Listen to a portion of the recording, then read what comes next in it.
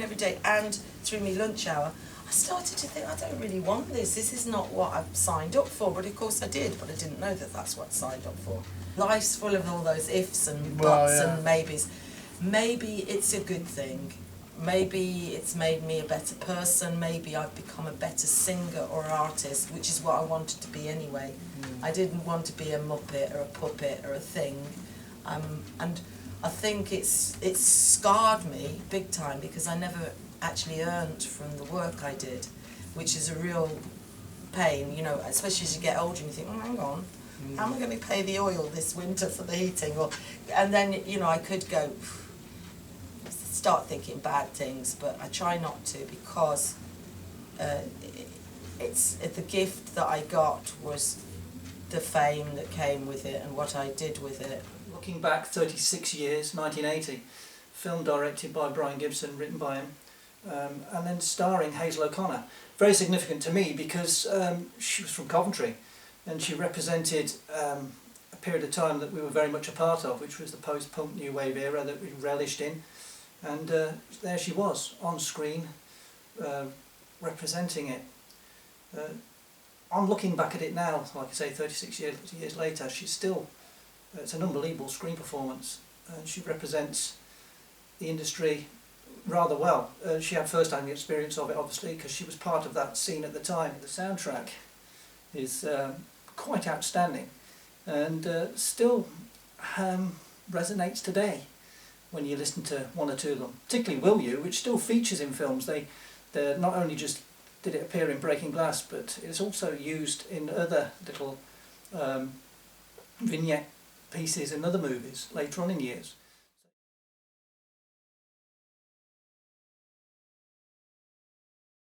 We did what we did best live. The two-tone concerts were amazing, joyous experiences. It was fantastic. This was us doing what we did best. So documenting that would be the best way to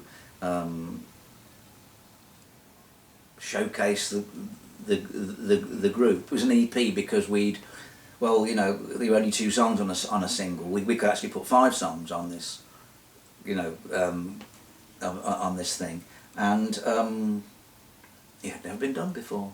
Too Much Too Young meant a lot to me at the time because it was the first two-tone #1, the first specials #1, and it just seemed to capture the energy and represented what they were doing in their live shows more than any of the previous records had. And it also means a lot to me personally because it's one of my favourite songs to play in the band I play in Special Group.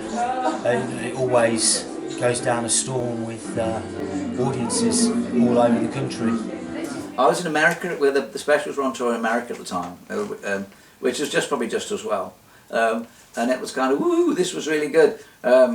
You know, everybody was down to breakfast with a beam on their face, you know, great, it's #1.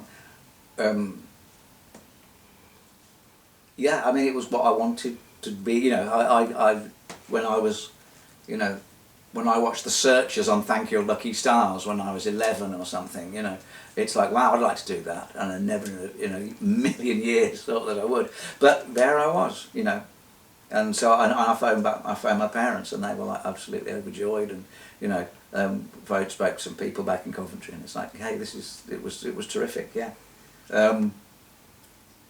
But then we still had to drive to the airport and get on the plane and fly to Denver to do our next day's gig. So it was like, it was great, but life carried on, you know. Coventry had a really good music scene in the late 70s, early 80s, and alternative sounds was such an important part of that. But so was the album that came off from it, the Sent from Coventry album, featuring the local bands that I used to go and watch week in, week out. I'd seen a lot of other cities, they'd got a boom, synth punk, post-punk. A lot of other cities had got a boom in local music, and they'd been put, I remember a Bristol compilation album came out, was it Leeds? I got a few of them. There was quite a lot going on. So outside of London really, because London already had the music industry, so, and this was the time of the more provincial towns and there was a lot going on. But it was bands the same as we had in Coventry that would put out a single that a few people got hold of, probably collector's items now, you know, but it was nice that they were being collected on an album, and Coventry hadn't got that, and I thought, well, I'm in a position, I do the fanzine, I've got the contacts, I know the bands, and also I had some contacts with labels, because I got promotional copies. One of the labels I got promotional copies from was Cherry Red Records, and so obviously I was in contact with them, and they'd just done, I think they did the Bristol bands compilation, and I thought, well, maybe they want to do a Coventry one, so I just wrote to them, or spoke to them, and yeah, they were well up for it. Helped by the fact that the specials had got quite well known by then, so there was something to be said for that actually. Did us a bit of a favour. And they went for it, and they got the bands down to Woodbine Street Studios in Leamington. I mean, I got in touch with a lot of the bands, and so there was a certain influence of what I like, yeah, I guess. So got Squad on there, Wild Boys, Homicide. What Homicide had was the Gang of Four's manager's brother as our, I think his name was Jed, was our manager. I think he was contacted by Martin to see if we would want to do a song on the album. And the thing was, at that time we'd split up, or we're just about in the process of splitting up. And myself, Ian and Steve turned up at the Woodbine Studios in I think it was Leamington. And we proceeded to set up our equipment. Unfortunately, the drummer Pete didn't turn up for about 2 hours, and we didn't know if he was going to turn up. And then right at the last minute, his dad banged on the door and he came in. We set his drums up, and then we did one take. The producer thought the track was one verse too long, and so after playing it through live with a few guitar overdubs on it, we sliced it and chopped it to make it one verse shorter, and I ended up just playing a single sweeping riff and just a strummed a chord more like, and that was used as the finish. And then got Horace from the Specials to write the sleeve notes on the back. I would always go out and see local bands. You know, I was always interested in the local music scene, not because I didn't want to, you know, preen around and be a pop star. I like going to see music. So I would I'd usually end up, at the Hope and Anchor watching the Vietnamese Babies, or I'd be, watching the Targets. So I knew a bit about the scene, and so I was asked to do the cover. So I listened. They gave me a cassette of the album. And so I wrote all that stuff, It was kind of, I wanted to put that Horace, a real pop star. It was ironic. It was like kind of, this was a joke. Remember jokes? But a few people got a bit snotty about it. But hey, that's their problem. I don't mind. I didn't even put my name on it. I remember. I did a copy of Alternative Sounds, a special one to go with it, basically with an interview piece on each band that was in it. So it was like a special edition. And there were supposed to be pictures on the front cover, but they decided to just go for a one-colour print, so it's empty, apart from a bit of text, if anyone wonders why. And then all I thought was, thanks to Alternative Sounds, would be nice on the back. It came out in May or something, 1980, something like that. And I know they did at least 4,000 copies they sold, which was really good, and got slagged off in some of the major press, which these things always did, and a lot of people loved it, so I'm quite pleased with that one. It was a great snapshot, the amount of bands that there were all of a sudden, was remarkable. But that's what punk rock did. It kind of liberated them, Obviously the Specials were on. It would have been nice if they were actually, but they got a big deal by then. What I was still to this day wish they had been on was God's Toys. God's Toys formed originally, me and our bass player Chris Dickey. He came up to me and said, "Well, do you want to be in a band?" You know, because we were at school together. We hadn't seen each other for a long time, and we met one another one day, and we were both punks, so we sort of became friends again. And he said, like, he just bought this speaker off Horace in the Specials, and he was learning to play bass, and he said, "Do you want to be the singer in the band?" And then we got involved with a guy called Tony Lyons, who was in the Colourfield, and he played like guitar and organ.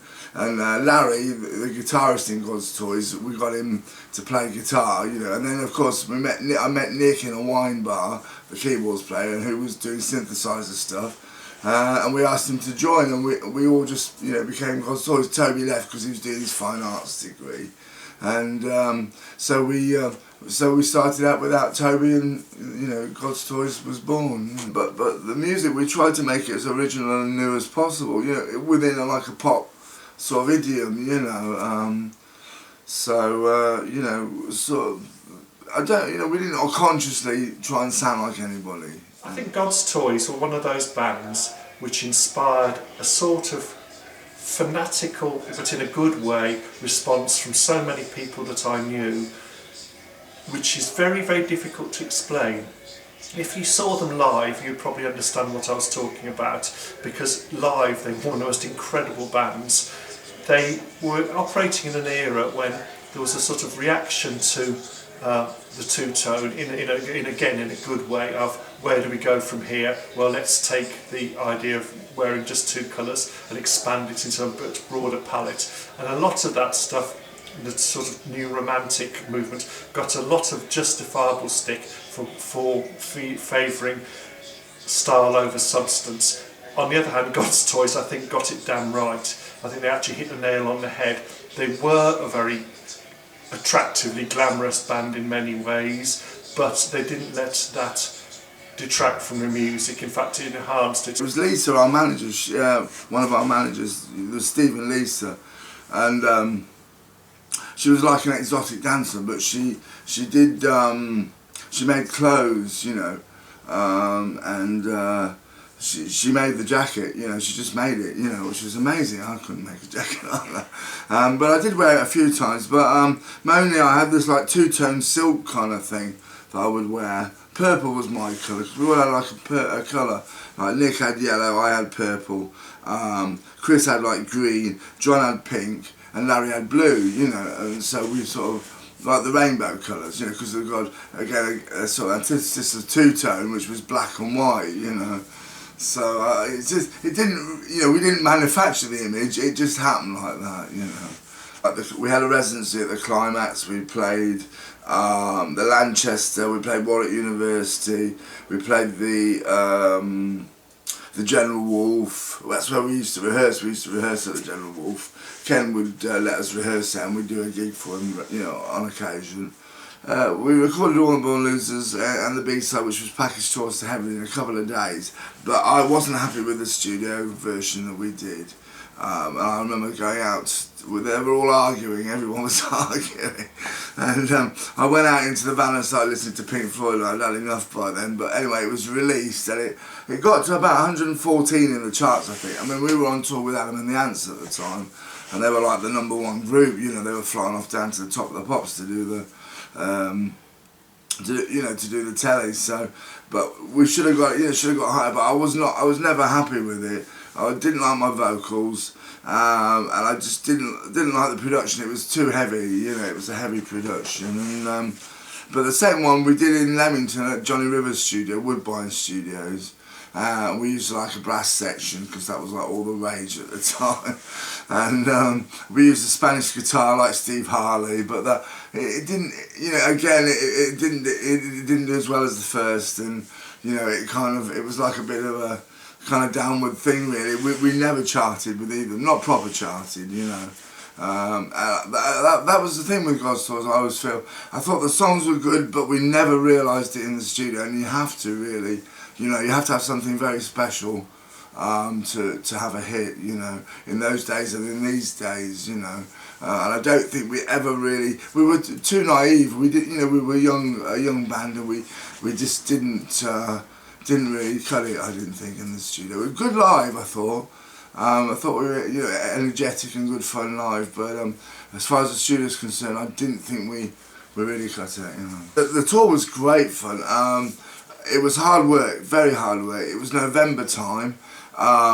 We were basically living in the van. We had a van and like a trailer behind it with the gear in, and we were sleeping in the van most nights, which was like no washing facilities, no proper bedding, no warmth, you know. This was like November time, so it took its toll, you know. I mean, the ants were like, they would come in. We very rarely talked to them. They would come in from the hotel, do the gig and go away again straight away. I mean, originally, like, there was punk audience, you know, to start with, like when we did Liverpool and that. But by, like, when it was #1, it was all screaming girls, and there was, like, stage riots in Edinburgh and, you know, sort of girls being crushed and all sorts of things. So it was quite our own, you know. It had become, you know, he was, as I say, he was at #1. And all the kind of trimmings of that, you know, were happening for him, you know, and we were like trying to do our best to keep up, you know. But we did all right. I mean, you know, yeah. Apparently they switched the power off halfway through on one of the last encores.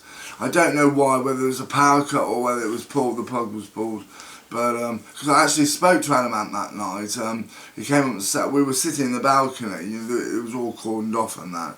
And he came up and started. We were just chatting for half an hour, you know, and then we did the gig. And of course, as I say, the plug was pulled, or there was a power cut, or something happened, and of course we couldn't finish the gig, you know.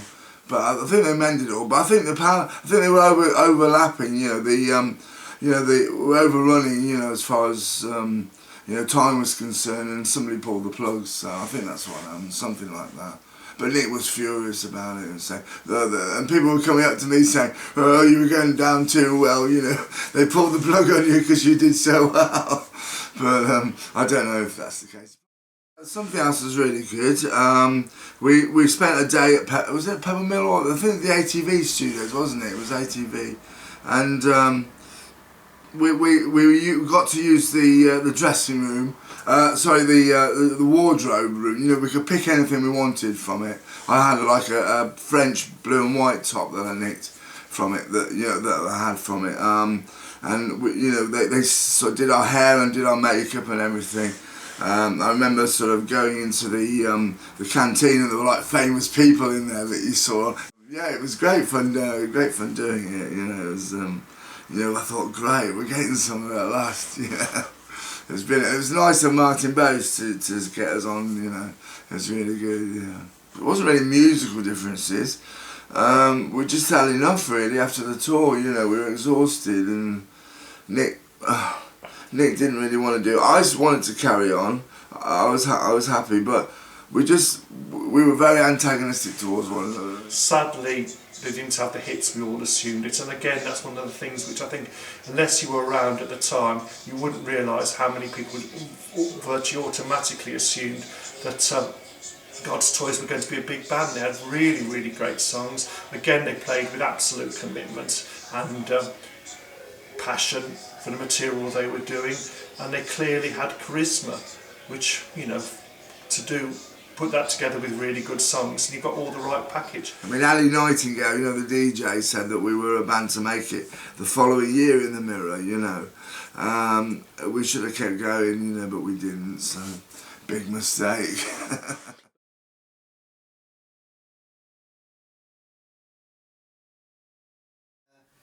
There was a band called Ends who played kind of avant-garde, Henry Cow type music, and I was a big fan of that band. And I used to go and see them regularly at the varying places they played, and got friends with them, and I was playing in a similar band that was trying to do that kind of thing, and when their guitar player decided he was going to leave, they asked me if I'd replace him, and this was in sort of late 1978, early 79 time, and and I did, learnt a few of their songs and then got writing some of the stuff with them, and we recorded The Lull and The Rounds and Fetch Mr Clifford with Martin Bates singing, and that got on John Peel show, and so that was good, that felt good, and it got highly acclaimed in the press. People say this is good, this is original, sounds a bit like Beefheart and all that, Robert Wyatt, and we were kind of really proud of that. And basically shortly after that was the end of 1979, and we kind of broke up. There was an offshoot of the band, the original band, which was very avant-garde, sort of jazz, and they wanted a direction change, Paul and Steve Edson. That's Paul Sampson and Steve Edson. And they wanted to recreate a type of commercial offshoot from Two Tone, which was like slightly reggae but with a jazz feel. When Reluctant Stereotypes, the six of us party company, I stayed with Steve Edson and wrote a couple of songs that we wanted to try out in a slightly more popular direction, and they happened to be She's Changed Not You and Ben Shertman, and we went into Horizon Studios and recorded it in a day. Within about 10 days of us doing that, there's a Radio 1 interview of, I don't know, some kind of, I can't remember the title of the thing now, some rock programme that was on at, I don't know, 4 o'clock on a Saturday afternoon, and they were doing a thing on two-tone ska, and Roger Lomas was doing some interviews on it, and then at the end they said, and we were at Horizon Studios and we heard this and we got our record played sort of 10 days later on Radio 1, so that was kind of, seemed like quite an achievement. And so, and then from there, we had agencies phone us and say, we want you to play, and you know, we can get you gigs and all this sort of thing. And so we thought, well, we haven't got a band, because it was myself and Steve, and we advertised in the Coventry Evening Telegraph for a band, and for musicians, and basically, Colin and Tony were two of the very few people that applied. Became Reluctant Stereotypes with Paul King, myself, Colin Haynes, Steve Edson and Paul Sampson. Anyway, we got Paul in. We didn't know he could sing until we went to the first demo session. I mean, from my point of view, you know, I just went into the room and did what I did, and I enjoyed the whole process. You know, headphones on. I was like, oh yeah, I've seen people do this. This is like the professionals, and they were probably smiling on the other side of the glass. So presumably it was sounding all right. And I do remember everyone saying, yeah, that's great. This actually, you know, you sound like a singer. You sound like a person who should be on a record, which I thought was complimentary. From there on, we had those demos taken to Warner Brothers by Barry Thomas, our manager, who also owned Horizon Studios and everything. We got a record deal with Warner Brothers at the time. We recorded the album in sort of March time of 1980,